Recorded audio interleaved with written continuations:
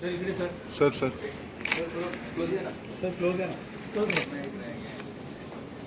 सर्वांना वाहणार आहे आम्हाला पण हो एकदा जोरदार टाळ्या, कारण हा अत्यंत मानवताचा सोहळा आहे आणि या सगळ्याच आपण साक्षीदार आहोत.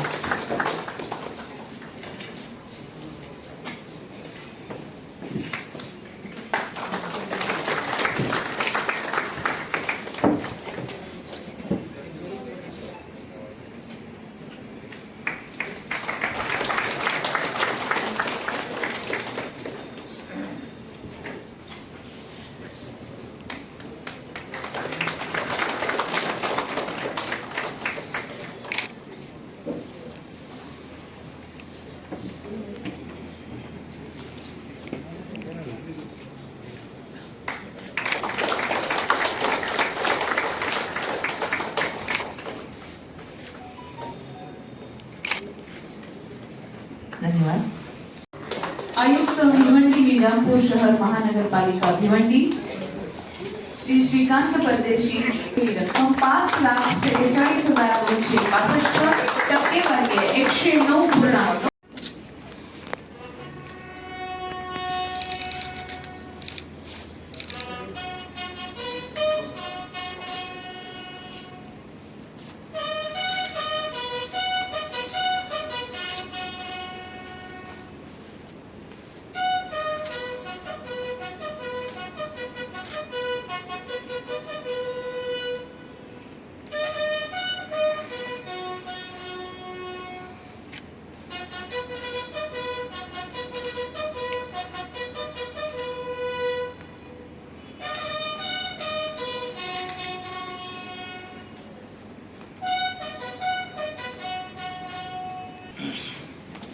धन्यवाद.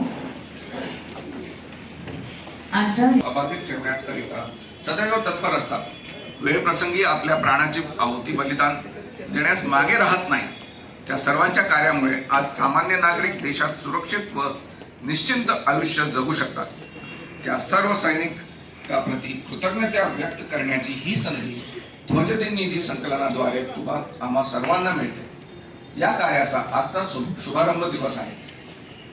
या ध्वजदिन निधी शुभारंभ कार्यक्रमात आपले सगळ्यांचे स्वागत करतो. ध्वजदिन निधी किंवा ध्वजदिन ही प्रथा 1949 पासून चालत आलेली आहे.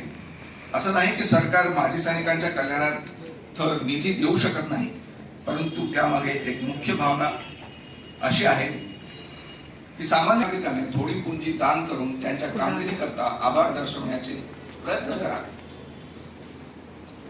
सन 2023 मध्ये महाराष्ट्र राज्याने दिलेल्या इष्टांकानुसार ठाणे जिल्ह्याने 1,40,40,00,000 इष्टांक गोळा केलेला आहे.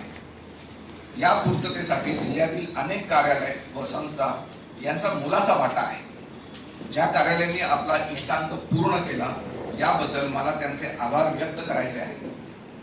काही शासकीय कार्यालय आहेत ज्यांनी शासनाच्या GR मध्ये दिलेल्या वेळेत त्यांना दिलेल्या इष्टांक पूर्ण करून गौरवास्पद कामगिरी केली आहे. त्यासाठी त्यांचा सन्मान केला जात आहे. बाकीच्या कार्यालयांनी सुद्धा हाच आदर्श ठेवून आपला इष्टांक पूर्ण वेळ करावा हीच अपेक्षा. या व्यतिरिक्त ऐच्छिक देणगीदार आहेत जे आवर्जून दरवर्षी ध्वजदिन निधीला सरळ हाताने दान करतात. मला त्या ही सर्वचे आभार मान्य करायचे आहे. सैनिक कल्याण विभाग महाराष्ट्र यांनी मागील 10 वर्षापासून सगळ्यात जास्त ध्वजदिन निधी गोळा करण्याचा सन्मान मिळवलेला आहे. यावर्षी देखील 43 कोटी एवढा ध्वजदिन निधी गोळा केला गेला. याच निधीमधून राज्यातील जास्तीत जास्त माजी सैनिक व त्यांच्या अवलंबितांना वेगवेगळ्या आर्थिक मदती देण्यात आल्या आहेत. ठाणे जिल्ह्यातील 2021-22 मध्ये 45 लाख रुपये, 22-23 मध्ये आले आहेत. यावर्षी शासनाकडून विविध कल्याणकारी योजनांमध्ये भरघोस वाढ करण्यात आली आहे. माझी सर्व उपस्थित कार्यालय प्रमुखांना व मान्यवरांना नम्र विनंती आहे